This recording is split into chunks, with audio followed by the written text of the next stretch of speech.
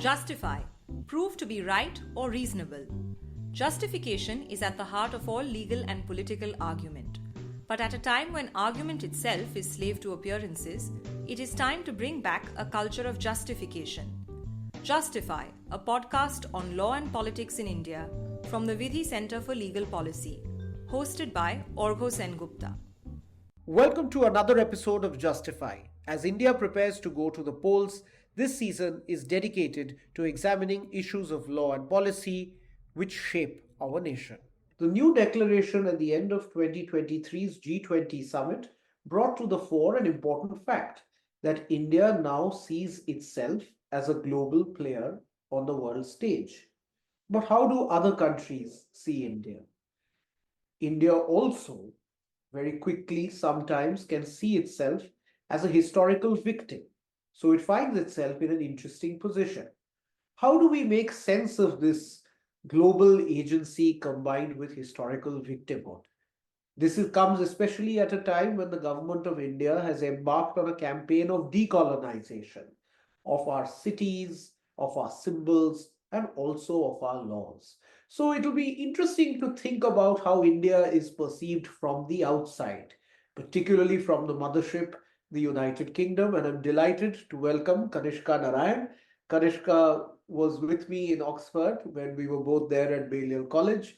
He went to Stanford after that and now is a Labour candidate for MP from the constituency of Vale of Glamorgan, which is in South Wales. Kanishka, welcome to Delhi and welcome to Justify. Hey, it's delightful to be back. Thanks very much, Arghya. Thanks, Kanishka. So let's start. Tell me a little bit about yourself. You come from an immigrant family. You went to Oxford, the finest university that exists in the United Kingdom, without any doubt. And now you are running for election. So tell me a little bit about how it all started. Yeah, it actually all started here in India. So I was born in India. I grew up initially in Bihar and then Delhi, and then moved as a family to the UK, like so many others, chasing opportunity very early in my childhood. And went through, I think, the academic transformation that many did, which is a starting point of pursuit of science and engineering, translating ultimately to a pursuit of economics and politics, as many people in Britain end up doing. And so when I was at Oxford and when we had our shared time at Oxford, I was already very deeply interested in public policy and spent my initial career in the civil service and ultimately in the private sector, thinking about economics in particular, and felt that both generally politics was a deeply impactful source of professional pursuit, but equally at the same time, there's a very particular moment in Britain where I think we're at a crossroads nationally, economically in particular as well, for what Britain looks like in the future. And so it felt like both a good time, but also a continuation of what I've always wanted to do. Great. So you actually have this interesting perspective on India as an insider, outsider. As you said, you grew up in Patna and, you said Bihar, but I assumed I kind of knew it's Patna, I think, from a previous conversation we had. And I remember at that time in Bihar, there used to be this famous saying, "Jab tak rahega, samosa mein aloo, tab tak rahega Bihar mein aloo." So you've seen that, and now you're running for election yourself. How has your view on India changed, if at all, over the last 3 decades? Yeah, I think there's a very personal evolution of it, and that the starting point was a very inward-looking personal experience of growing up as a kid in India, and then subsequently, I think both a professional interest when I was working in the private sector, primarily focused on technology. India's positioning in that, both from a talent point of view and from an infrastructure point of view, as an obvious source of learning. And intellectually, both at Oxford and all the way through since then, I've had a deep interest. The weighting on those has shifted over time, but I think all three of those lenses, the personal, the professional, and the intellectual, combine. I'm here in part visiting friends and family, and there's a deep sense of what people call the living bridge between the United Kingdom and India, and I think I feel a very clear and obvious sense of it. In terms of sort of the substantive evolution of my experience of India, it's obviously been one that has mapped India's trajectory as well, which is of feeling in the early days, people talking about India as a rising superpower, and now having a very clear sense of thinking about it from the context of UK politics as as a partner which is clearly a risen powerhouse. So that evolution has also been an exciting one to witness. Well, that's right. So let's dive a little bit deeper into tech, an area that you are very familiar with, and an area that India is credited for as trying to do something innovative, particularly in terms of creating digital public goods. So whether it is the Aadhaar ecosystem or UPI, the payments interface, and many others that have been built on top of that. So how do you see, as someone who has worked in tech very deeply for a period of time, how do you see India's public positioning on tech, that tech needs to be built as a digital public good as opposed to large private corporations essentially running the show? And secondly, in terms of where you see this going, as you said that the trajectory, India's trajectory in the last 30 years, and one of the areas where it has grown immensely is technology. Where, as an outsider looking in, do you see this tech journey go? Yeah, look, I think one of the things, the digital public goods aspect of it, and really the sense of delivery on it, has been pretty remarkable to witness in India. The pace with which you were able to build a payments infrastructure that I think many countries have aspired to build for a long time has been a source of learning for a number of us in the UK and way beyond it as well. So the starting point is, I think, India's journey, both in terms of shaping a distinct vision for technology, a digital public goods vision, as you say, has been instrumental and instructive. But a sense of getting things done in that context, I think, has also been deeply instructive. In terms of where things go from here, I think there are some common lessons and there's some distinct trajectories that each of us as countries aspire to. The common lessons are, one, a focus, and we were talking about some of this earlier, which is how do you orient what feels like a very difficult thing to orient, run by a very small number of private corporations? How do you orient that towards public outcomes and towards a focus on welfare? That's something we're trying to do deeply in the British context as well, and it's something that I'm personally very passionate about. I think some of the lessons from India of how you embed a sense of dignity in people's experience of technology when you're thinking about welfare is critical. Even now in the British context, people's ability to be assessed promptly and fairly, and then get support from the state in times of need in a prompt and dignified way is a cause that I think we can radically improve on. So there are some very clear lessons on how you orient technology towards public goods, but also public welfare foremost as the outcome that you're interested in. I think each of us as countries has to navigate our own paths on what the public conversation and relationship with aspects of our values, not least on privacy, end up looking like. And I think there's a very particular conversation in Britain on that, and rightly driven by the sense of values that we hold together. Can you tell us a little bit more about that? What's happening in Britain on that issue?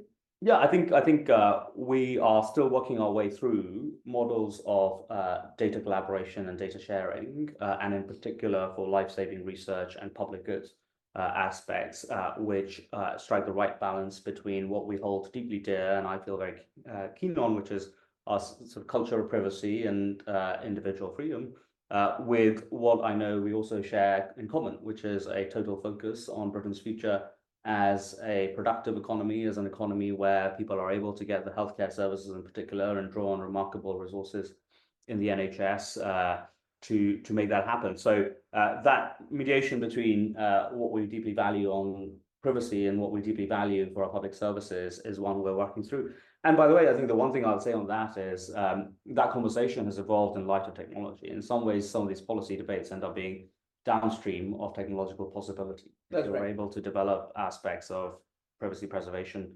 into the way you're building technology, I think you're able to cut through what might seem otherwise intractable trade-offs. That's right, because I think there's a very interesting parallel here that the UK, certainly in my head, was the archetypal welfare state. When I went there as a student, it was a really pleasant surprise that everything in healthcare was free. And I remember I was very sick and everything was free, whether it was just going to the GP or even going to the hospital for some treatment.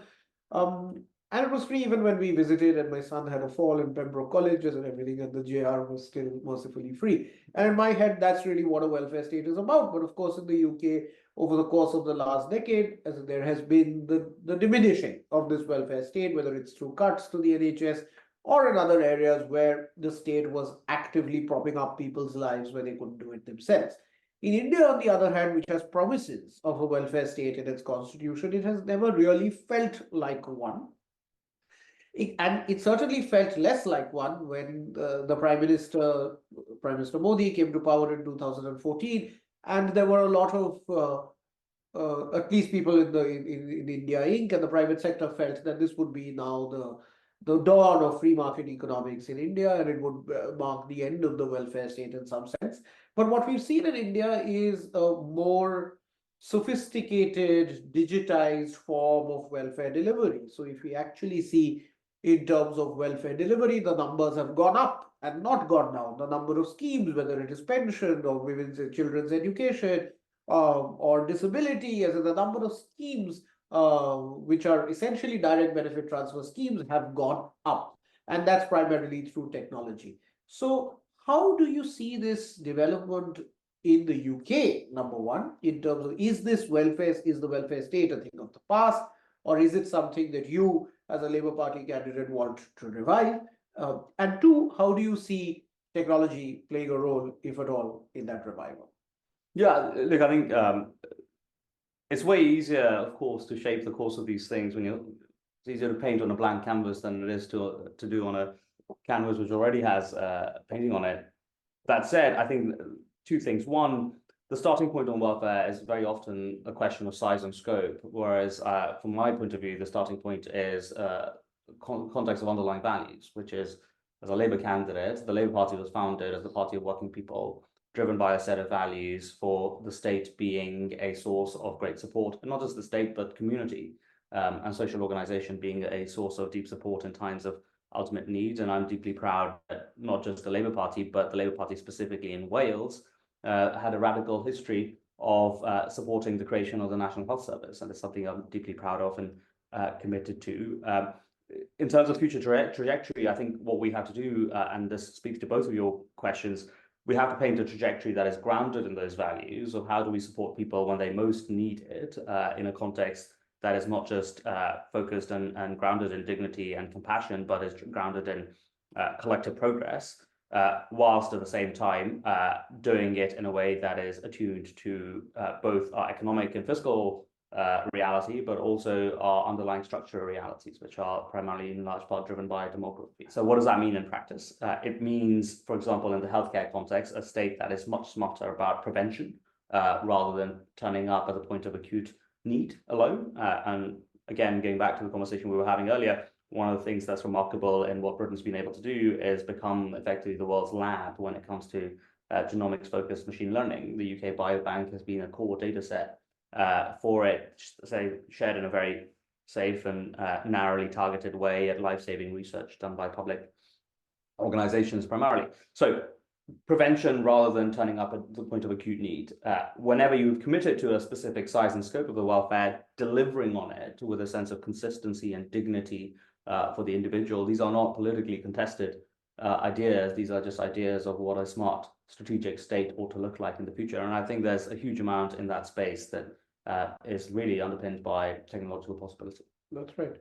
And I think that some of the, when you were speaking, what struck me was that some of the driving impetus behind the tech revolution in India goes back to what we were saying earlier in terms of India feeling like it is a risen power and it wants to now do things its own way.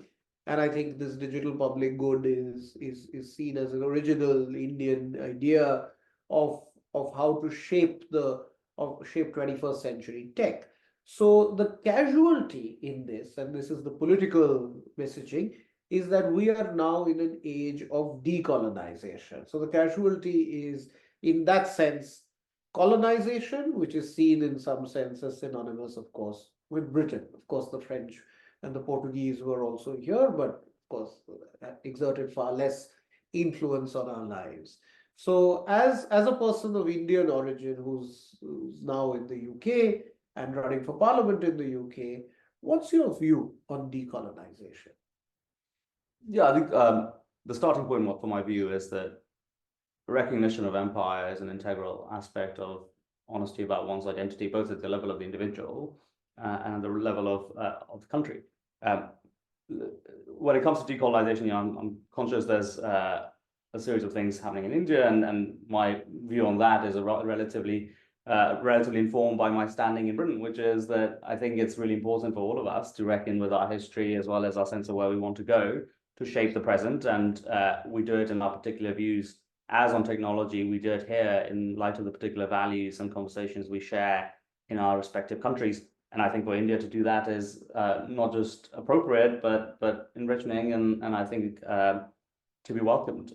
In the British context, we've had a series of similar conversations where we're again trying to be very honest about where we've come from, match that with where we want to go to shape where things are at the moment, and that's an appropriate conversation. There's a personal element to it, which is obviously history of India informs my family's history, and I think ancestry rather than sort of accounting as assets and liabilities is the appropriate discipline when it comes to this sort of question, and informs a huge part of what I want the world to look like, and the values that are important to me as an individual. And one of the things I find a happy element of it is that those are values deeply shared, not just across Britain, but in particular also in the Labour Party, which played an important role in the historical process of decolonisation, not just the contemporary conversation on it. That's right. And I think this talk about shared values, and I think that became even clearer in the 2030 roadmap signed by Prime Minister Modi and Boris Johnson in 2021,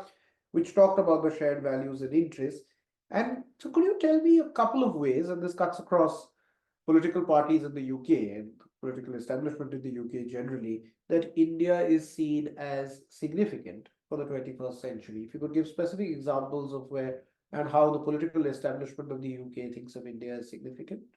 Yeah, so I think the starting point is probably the context of international relations and geopolitics, where Britain since 2016 has had a canvas to paint its future identity on the international stage. And I was delighted that our Shadow Foreign Secretary was here actually just a few weeks ago, making a very clear commitment to India, not just in terms of a series of interpersonal relationships that so many of us carry, but in geopolitical terms as a fundamental partner in the future of Britain on the world stage, and a partner where there are some specific elements. We've had this trade conversation that's been long running, promised a few Diwalis ago, and I'm really glad that David and the team have committed to finishing the job. I was delighted that David was here with the Labour Shadow Foreign Office team a few weeks ago, committing not just to deepening the relationship that we have, which has been built on, as I said, this living bridge that so many of us have walked across, but in specific part, committing on the trade agreement side of it. As I was saying, we had a commitment quite a few Diwalis ago to finishing the job on a trade deal that hasn't yet been concluded. And so I'm really glad that the Labour Party has said we're going to get that job done.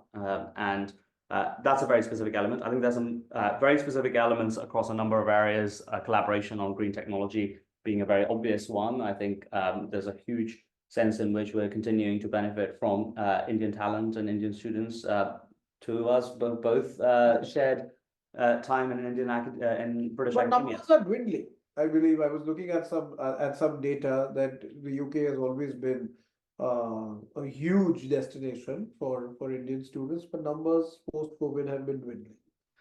Yeah, I mean, I think whether that's a structural thing or a cyclical one is unclear to me. From my point of view, I think British academia still has a huge amount to offer, and the prospect of studying in Britain is not just the prospect of a transactional relationship, but of a very deep, long-running history, as well as, I think, and I hope, a deep future. So if you're an Indian student, I hope it's still deeply attractive to bring those numbers up. My sense is, I think, actually Indian student numbers have a degree of volatility post-COVID, but I think 2 years ago it was materially on the up again, and specifically for postgraduate education, it continues to be an amazing destination for Indian students, and I'm really glad for it. Yeah, and I would certainly strongly endorse it as a great destination, not just for the friends you make.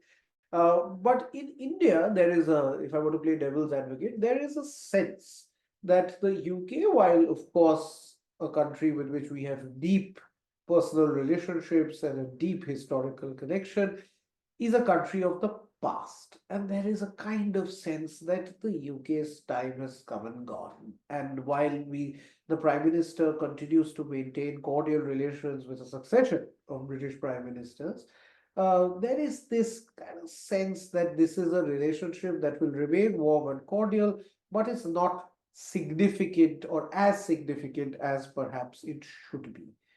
What's your take on this position? Look, I think the main thing I think Britain and India share now is a pursuit and a chase of the future. That's certainly the kind of politics I'm focused on, and it's something I feel whenever I visit India or speak to friends and family in India, and vice versa. I hope we feel this mutual sense that actually I think the best days for both our countries are ahead of us. That's not just a claim of political sloganeering, it's grounded in empirical facts of British standing in a number of areas. If you are an investor in India, empirically it is the case that you are investing a very material amount in Britain at the moment. India is a huge source of foreign direct investment into Britain. If you are a cutting-edge machine learning scientist, you will be interested to know that the UK, only behind the US, is the largest source of significant machine learning systems. It's not any other country that you might imagine. It's the United Kingdom. If you're interested in biotechnology,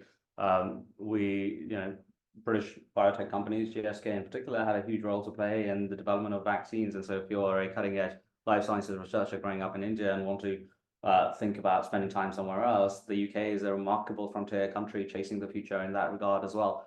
If you're interested in the future of literature and indeed law, the UK and India have a huge shared past, and as a consequence, I think a foundation for a shared future. And so we can, I don't think international relations are best built on hierarchies of where countries sit on these regards, but even if we were to chase that sort of line of inquiry, I think Britain would have a pretty good claim to partner with India as two countries focused very squarely on chasing the future.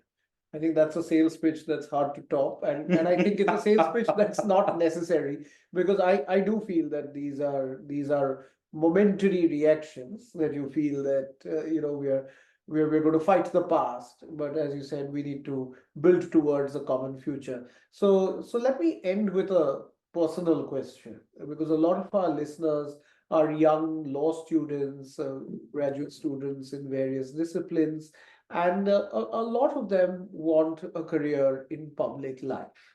And you have had a remarkable journey growing up in Bihar and in Delhi, and now running for public office in England at a very young age.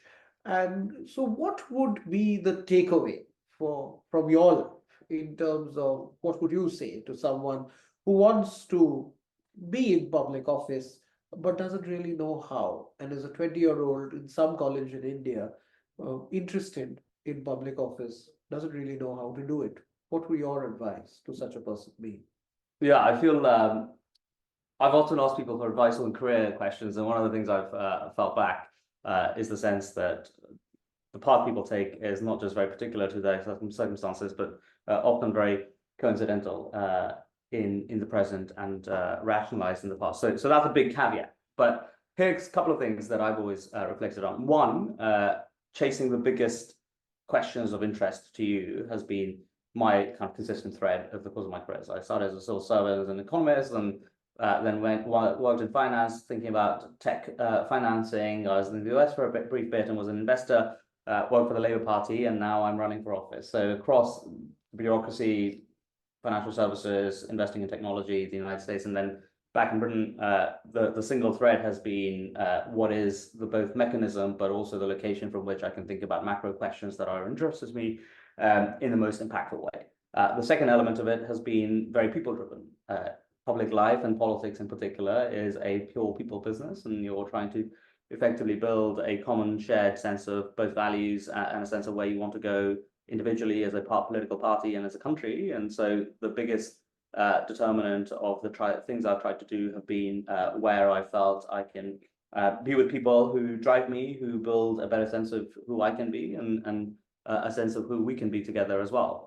So those are the kind of two very obvious lessons. The very third specific thing I'll say for public life is this, which is whilst public questions have been of interest to me for a very long time, active politics has not been the thing that I thought I'd do at each part of my career so far. And actually, it's only in a recent period, probably about 3-4 years ago, when I started very actively thinking about it for two reasons. One, I think it felt to me that Britain in particular was at a stage where the next general election and the one after that are going to be critical drivers of our long-term future. And that felt like a very impactful moment. But two, I think I built a deep sense of conviction with a degree of distance when I was in the United States, looking back in my experience in the UK and feeling a sense of agency that I think is influenced in part by, I think, what America does very well, which is build a sense that if you want to do something, you should just go and chase that thing directly. So I'm not sure if that combines into a rational bundle, but those are the things I'd say, which is the most important question is the people who will drive you the most, and third, to strike with a sense of agency in it. Well, that's great, and I think that's very clear advice. That, follow your heart, answer the questions that you want to, and at the end of the day, don't hold back. And if you can do things directly, do them directly. Because I know there is a lot of hesitation about active politics in India as well. Certainly amongst people who belong to the middle class generally. I remember my father telling me that politics is not for us. And I think that view is changing. And I think folks like yourself are at the vanguard of that change. So best of luck for the upcoming elections. I hope you win. And I hope that we get you on a future episode of Justify as a member of parliament, if not something more. Well, I'd be delighted to, but the final thing I'd also say on this is one of the best ways to do politics and public life generally is to do it in the company of others who are pursuing similar goals. So I'm delighted, Arghya, that what you built at Vithi has been remarkable and very much in the ecosystem of things that carry us all forward. Thank you very much. Thank you for joining me. Thank you. As we close, it's time for Free and Fair, our special audience poll, whereas the listener, you get to exercise your franchise. Today's question: should India aim for global leadership first, or should we solve our domestic issues of jobs and growth? To vote, go international, or focus on domestic issues, visit my Twitter account at @Argo_justify. You have 48 hours. Adjourned. If you enjoyed listening to this podcast, follow us on Twitter at Vithi_India for regular updates. We are on SoundCloud and Spotify as Vithi Center for Legal Policies podcast. You can also listen to us on Google Podcasts or iTunes. Email us at justify@vithilegalpolicy.in to share your comments and feedback on this episode.